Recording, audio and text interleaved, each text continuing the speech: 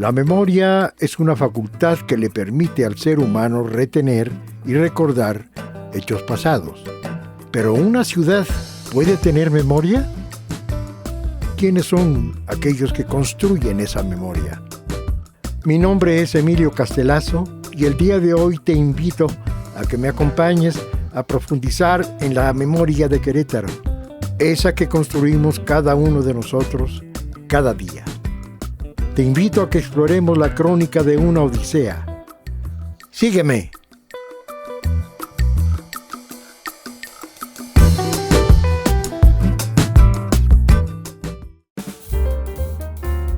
El día de hoy nos encontramos en el corazón del centro histórico de la ciudad de Querétaro para platicar con Ignacio Frías. Historiador, escritor y cronista, Ignacio es además nieto del historiador queretano Valentín Frías. Acompáñenme a descubrir su odisea.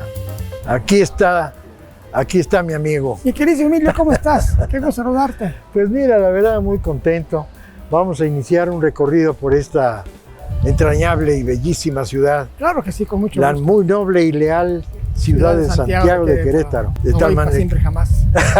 Sí, su frase completa. Como no, es una belleza. Diario. Es una belleza y sobre todo en un día tan rutilante como este. Sí, ¿Vamos? ¿Vamos? Querétaro, en su intensa vida institucional, desarrolló en su seno a personajes que fueron los encargados de platicar, de comentar, de narrar la historia de su comunidad. En Querétaro hay un nombre bien arraigado como cronista, como historiador, y es don Valentín Frías, abuelo de la persona con la que vamos a tener el gusto de platicar hoy. Él es Ignacio Frías. Nacho, como lo conocemos, las personas que lo conocimos de muchacho, hace un rato, ¿verdad? Hace un rato ya, hace un rato. Es una gente comprometida con la crónica. La crónica que muchas veces confundimos como el narrador de historias. Frente al historiador está el cronista, que es el que narra el acontecer cotidiano de las ciudades, de las comunidades. La presencia de personajes muy icónicos, la presencia de ciertos lugares muy específicos. Y este hombre que ven ustedes aquí, muy serio y muy circunspecto, es un especialista y nos ha deleitado muchas veces con charlas y con algunos de sus libros, herencia que tiene de su abuelo. Tú naciste en Querétaro. Así es, aquí en esta tierra. Platícanos de ese momento. ¿Cuándo naces? ¿En el seno de qué familia? Yo nazco un 28 de enero de 1949. Mis padres fueron don Riolino Frías Rodríguez, hijo de don Valentín, y doña Aurora Camacho Ruiz de San Juan del Río. Una, como decimos todos y decimos con el corazón, una santa madre que tuve, gracias a Dios, que me lo concedió en todos los aspectos de gozar de ella, y una hermana, Lupita, que tú conociste. No, entrañable Lupita. Que esa todavía no se sale, ni se saldrá nunca de mi corazón, por las vivencias que tuvimos, todos los años que tuvimos juntos. Era una chispa esa mujer. Sí, con su palabra de chulo me traspasaba el mundo. Nací en el sanatorio. ¿Tú eras mayor que Lupita? No, soy menor que ella. Ok. Sí. Yo nací en el sanatorio Paulín, donde hoy es la Casa de la Asegurada, o era la Casa de la Asegurada, ahí en Juárez, contigua a la casa del doctor Paulín. Viví toda mi vida en la casa situada en la calle de Guerrero, número 19, enfrente de Santo Domingo. Guerrero, sí, la calle Guerrero. Que ahí supe de muchas vivencias muy ricas que se te quedan grabadas cuando los domingos iba la gente de los ranchos, de los pueblos, a las confirmaciones. Ah, mira. Ahí iba don Alfonso Torisco a esta Vian. iglesia. A esa iglesia iba don Alfonso Torisco Vian, de feliz memoria, nuestro obispo. Yo recuerdo que Lupita tenía mucha mucho afecto por esta iglesia en particular. Sí, ese era su querer, dijo que era su querer. Era su iglesia, porque ahí íbamos con el padre Secundino a las posadas y ya iremos poco a poco. Pero los domingos era riquísimo porque bajaba la gente de los ranchos, de los pueblos circunvecinos, las mujeres con sus rebozos, sus trenzas largas, limpísimos, sus patillos de los hombres, sus guaraches, sus sombreros de vuelta y media. E iban al mercado Escobedo a ir por la crema, las carnitas, el jocoque, las tortillas, ¿no? Y ahí era el quiote que vendían también, quiote ahí tan rico. Y la gente pues esperaba que fueran las confirmaciones. Mientras tanto almorzaban y dejaban el pórtico de la casa hecho un basilisco. Hecho un basilisco, y había que se iba luego a sacar las cubetas para echar agua para que se fuera todo lo que habían dejado. Afuera las gentes vendiendo sus rosarios, sus libros para el recuerdo, sus fotógrafos con esas cámaras enormes, sus flashes de caja. Y llegaba el obispo como a las 12 del día, y ya a las 2 de la tarde ya se había acabado todas las confirmaciones, y se quedaban como hasta las 4 o 5 de la tarde todavía a comer, ahí en el atrio de Santo Domingo. O sea, era una cosa riquísima. Como recuerdo también la covadonga, que se juntaban todos los españoles de la familia de la colonia española, y otros que tampoco eran españoles, pero que les gustaba vestirse de español. Sí, la fiesta, sí. Era la fiesta. Entonces, era riquísimo ver a ellos en esa fiesta tan de ellos. Se cantaba el himno adentro del templo. Sí, pero ya te me fuiste por otro lado. Sí, de chamaco, estás haciendo algunas remembranzas de chamaco, pero, por ejemplo, de muchacho, de niño, de jovencito, todos nos llega un mensaje, que es el que viene a definir con los años nuestro verdadero perfil, nuestra afición o nuestra vocación. La vocación de cronista, de narrador, de platicador nato, como eres tú, porque si no te paro ahorita te sigues de largo, sí. ¿Verdad? De tal manera que hay que tener mucho cuidado al entrevistar a un cronista o a un historiador. ¿Por qué? Porque es apasionante el tema. ¿Dónde surge este amor? Porque es un enamoramiento de tu parte. ¿Convivías mucho con tu abuelo? ¿O qué fue lo que...? Mira, mi abuelo no lo conocí. Lo conocí a través de sus obras. Me empapé de sus obras. Mi abuelo fallece en 1926. Yo no, ni para cuándo. Aprendí a amarlo a él a través de sus libros, como te dije hace rato, porque mi padre, de feliz memoria, nunca me presumió a don Valentín. O sea, ¿quién era Valentín? Era tu abuelo, había retratos, había fotografías. Don Valentín, ¿pero qué hizo? Veía yo la biblioteca amplia, que es la que tengo en la casa tuya, en la casa de todos ustedes, y ahí veía los libros, y hasta ahí. No había más. No había una entrada a don Valentín más que los días de noviembre que íbamos a Teresitas a rezarle ahí un sufragio, porque ahí están los restos de don Valentín y de mi abuela Clotilde. Pasa el tiempo y la vida, que nada perdona, que todo se lleva. Decide un día llevarse a mi padre. Me quedo con todo. ¿Qué hago? ¿Y ahora? ¿Y ahora qué hago? Así seguí un tiempo, tenía yo 20 años, y un día un amigo, Lara, que traía un micrófono en su mano, yo trabajaba en gobierno del estado, y nos invitaron a un 5 de febrero a la llegada de los que quedaba de los constituyentes. Tú dirás que tiene que ver todo esto. La cosa es que me entrevista al entrar al Teatro de la República y me dice qué se siente ser nieto de don Valentín. Ahí me cayó el 20. Mira. Ahí entró el espíritu de Valentín. El espíritu. Quiero verlo de esa manera. Dije, pues es una honra, fue mi tonta palabra. Un honor ser nieto de Valentín, pero no sabía. Pero faltaba. Faltaba. Me llevo a tu casa, me recuerdo bien, vi la obra y me puse a leer a Valentín. con los originales, con sus manuscritos.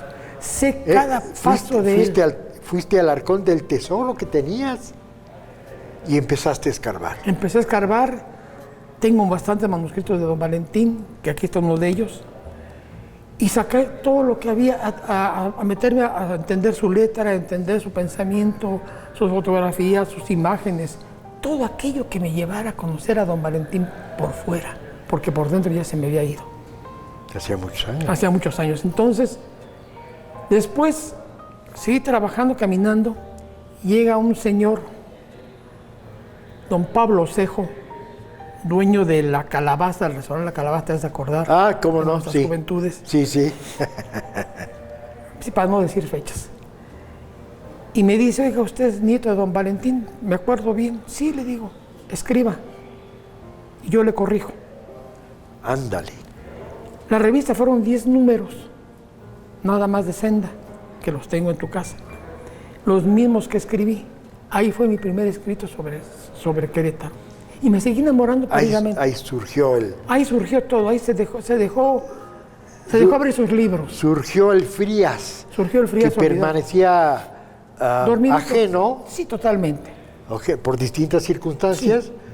Nunca a propósito, sino las circunstancias te llevaron ahí hasta que te tocaron la puerta.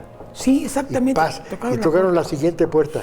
Y de repente descubres que tienes un patrimonio maravilloso, extraordinario.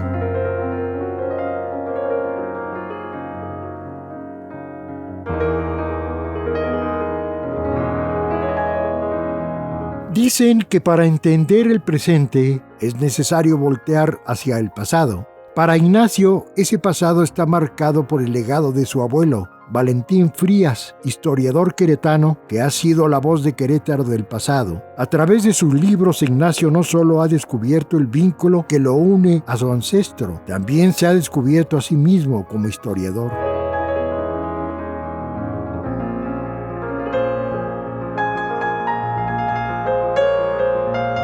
Cuando yo llego a Querétaro hace un poco más de 50 años, de los primeros nombres que me llegaron fue Valentín Frías. Sí. Así es de que eso tiene un gran significado. Sí, un gran compromiso, Emilio. Un gran compromiso. No puedes equivocarte. Yo me castigo mucho. Soy muy autónomo en ese sentido. Todo lo que he escrito, todo lo que he hecho, me exijo mucho. Más de lo que puede creer otra persona, porque soy enemigo acérrimo de que me critiquen por un error que tuve en fechas, en nombres, que invente yo la historia. No me gusta inventar la historia de mi tierra, tiene mucho como para ser inventada. Claro. Entonces es tan hermosa la historia de Querétaro, sus tradiciones, sus costumbres, sus leyendas, todo lo que encierra la palabra Querétaro, todo lo que encierra la palabra Namajesh, todo eso no le permite que mintamos en pseudo historiadores o pseudo cronistas, y ya ves en que se aferran en la mentira piadosa que para ellos es válida, pero para mí no, porque te reclaman. Y yo no tengo la intención de que nadie me reclame que me equivoqué. Claro. Si me equivoqué, lo asumo y digo, me equivoqué, muchas gracias por la información que me diste. Pero trato de que todo lo que yo he hecho, los escritos en general durante más de 25 años, en las revistas y en los periódicos locales, hasta ahorita, nadie me ha dicho, mentiste. Mentiste, sí. Tus fuentes son absolutamente confiables y siempre mostrando el documento. Sí. Como resultado de tu investigación. Me voy a los archivos. ¿Qué pasa con muchos libros de los de mi abuelo? Te voy a aplicar uno, si me permites. Las calles de Querétaro. Esta es la tercera edición. Y lo trabajamos, y cuando yo ya lo tenía trabajando, Miguel Ferro me habla y dice que quieren abrir las calles de Querétaro, trabajar las calles de Querétaro. Y le digo, sí, pero como todo ser humano, don Valentín trae errores en la impresión, en fechas, en datos, y los corregimos y se imprimió con esa nueva, sin cambiar el lápiz de Valentín. Ok. Sí, los datos duros fueron los que eventualmente cambiaron. Sí, y era normal. Me decía un día Carlos Arvizo, oye Nacho, tu abuelo miente en esto. Y le dije, mira, don Valentín tenía 2 bibliotecas, la biblioteca de la Curia y de la biblioteca del padre Barbosa, 5,000 ejemplares. Y ahí tenía. Tú ya te fuiste a España, al al archivo de Sevilla y ya trajiste los nuevos datos. Mi abuelo no tenía eso. No tenía eso.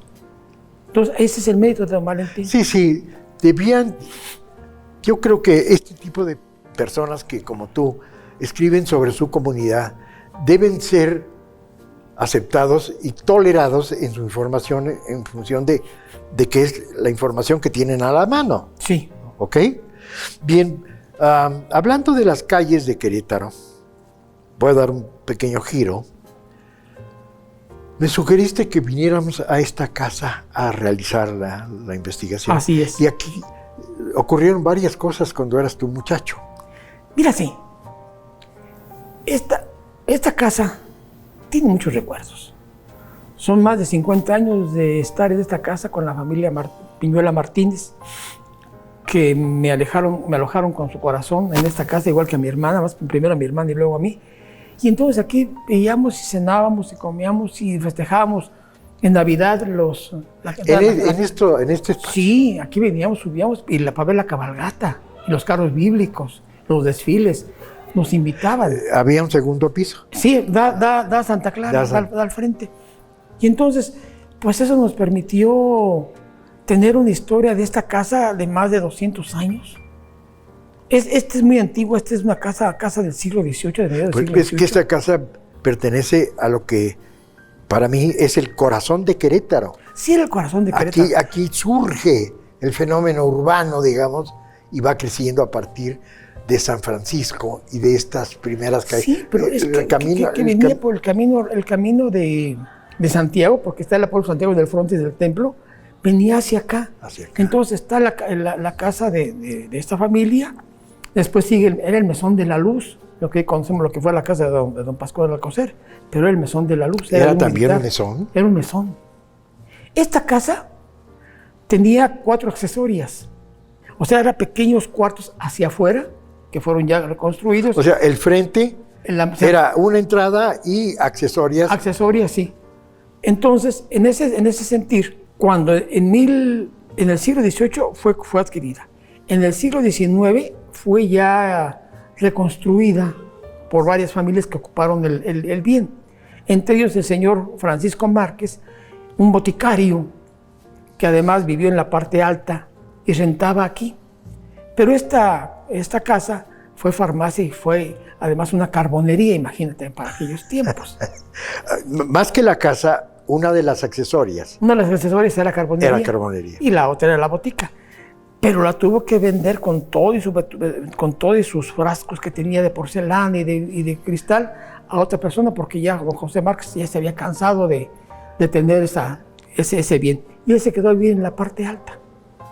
Posteriormente, ya para 1890 aproximadamente, vende a una señora Donaciana Hernández, la cual pasa el tiempo y van vendiendo, hasta que lo compra un señor apellido Leopoldo Martínez, que la adquieren, y desde 1890 hasta el 2017-18 es vendida para hacer este hotel. Para ese hotel.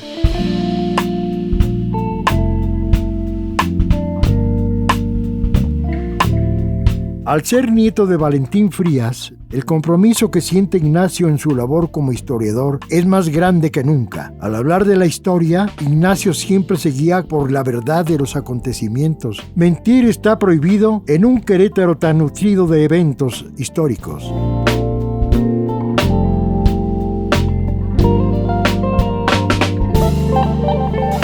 Oye, pero hay una anécdota de los espantos. Mira, esa es muy rica. Hay veces en que le doy la vuelta para platicar sobre esto, porque como que pierdes una cierta credibilidad a lo que te dedicas y a lo que te pasa. En una noche muy queretana, porque era muy queretana, con el señor Octavio Dupont, su esposo, con Chávez, con su hija Isabel, con sus hijos, y entonces estábamos cenando en la cocina, que era un lugar muy amplio. ¿Haces así la cocina Sí, estaba allá? Era una cocina amplísima. El comedor lo tenía en otra parte, pero esa era la cocina. Estábamos cenando cuando me dice Octavio, oye, ciudadano, hablaba siempre con el acento norteño. Pensé que era de Celaya. pero era un hombre... Del norte de Celaya. Yo creo que sí. Pero un hombre buenísimo, en toda la acción de la palabra, un hombre bueno. Es una miel andando, don Octavio. Y me dice, ¿ya no sientes algo? Le dije, no, le digo, sentí un escalofrío, pero dejé todo así. Y entonces Isabel, su hija, dices que ya vino dentro el fraile. Y entraba a esta puerta, lo que era el baño, un baño muy grande, y se metía. ¿Ahí era el baño? Sí era el baño. La remodelaron totalmente. Está totalmente remodelada. No es lo que yo conocí, porque allí era otra parte donde vivía don Leopoldo, y aquí vivían ellos, los Martínez, los Piñuela Martínez. El señor tenía un trabajo, trabajaba en el banco, un banco que había pequeño aquí, sobre Madero 70, de bonos del ahorro, una cosa de esas era, no me recuerdo bien el nombre. Pero entonces aquí llegó y lo sentimos. Sentimos la presencia de ese ente, se vio pasar. Yo les digo que tiene mucho que ver. ¿Tú lo viste? Se vio la sombra. Una silueta. Una silueta es lo que se ve. ¿Y no te espantaste? Ya estoy curado. Sí, estás, pero en ese momento no estabas curado. Bueno, es que si te cuento todo lo que se me viene a mi mente, no sé qué vaya a pasar, pero mejor quedemos en eso de que sí lo vimos. Inclusive... ¿Y sí lo sentiste? Tuve la presencia de que lo tuve que llevar, que se fue a la casa, porque iba a acostarme y veo una cara descarnada, grito y me dice mi esposa, ¿ya ves por andar con tus cosas? Y entonces tenía ciertas palabras para invitarlo a salir. Y lo saqué. Y al otro día le hablé al ciudadano, así nos decimos. Me dijo, te lo dije, te lo vas a llevar y te lo llevaste. No, y ya te lo regresé infeliz. Le digo, vete a la fregada, ya no.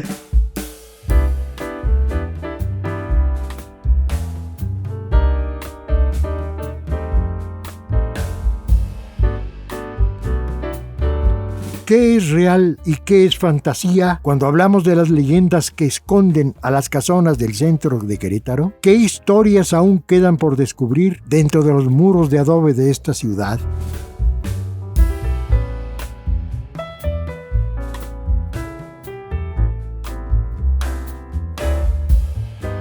Mira, Nacho, esta charla tiene un defecto. Sí. El tiempo del que disponemos. Porque platicar con una persona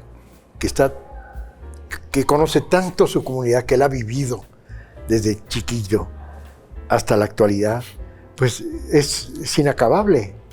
Entonces, este primer segmento lo vamos a terminar. Vamos a continuar platicando en una segunda sesión, en una segunda entrevista. No. Te lo voy a pedir, por favor, porque habíamos pensado en un principio platicar contigo pues en un segmento, pero no, pues tú tienes para dar y prestar. Y nos volveremos a reunir. Claro que sí, como tú me dices. Con mucho gusto. Y seguiremos platicando de esta entrañable, fantástica, maravillosa, mágica ciudad de Santiago de Querétaro. Para siempre, jamás, sí decía el escudo. Cuando fue dada como cédula real, el rey puso que si pudiera la ciudad de Santiago de Querétaro para siempre, jamás. Para siempre, jamás. Así fue firmado.